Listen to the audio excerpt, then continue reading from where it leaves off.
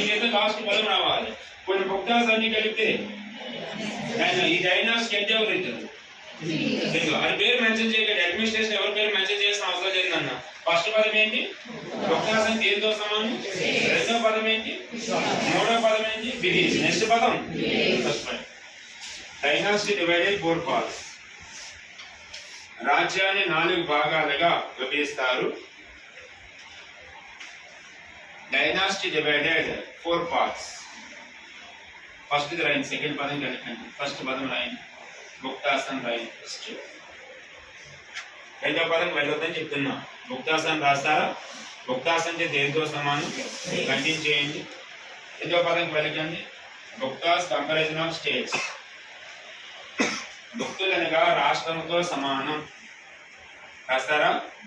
Okay. Number of బుక్తాస్ 7. బుక్తాల సంఖ్య 7 అని రాసుకోండి. నెంబర్ ఆఫ్ బుక్తాస్ 7 అని రాయండి.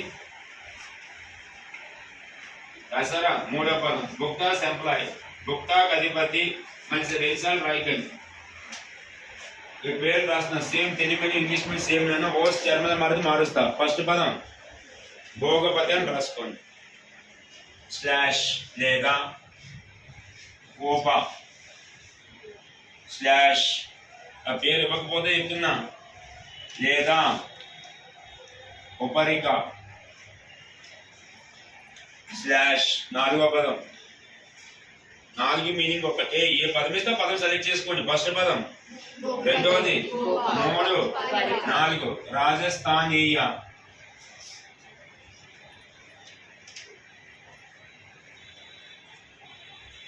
రాజస్థానీయ. ఇప్పుడు సెకండ్ పదంకి వెళ్ళండి. సెకండ్ వర్డ్ ఏంటి? సెకండ్ వర్డ్ విషయ. పదం రాసుకోండి, మార్చుకోండి. సెకండ్ పదంకి వెళ్ళండి అన్న. లేదా వదిలేసేయండి. విషయాస్ అని రాసుకోండి. రాస్తారా? దేనితో సమానం? రాసుకోండి. Now comparison of district. జిల్లాలతో సమానం. నౌ కంపారిజన్ ఆఫ్ డిస్ట్రిక్ట్స్ అని రాసుకోండి. జిల్లాలతో సమానము. రాస్తారా? Employee name, విషయపతి,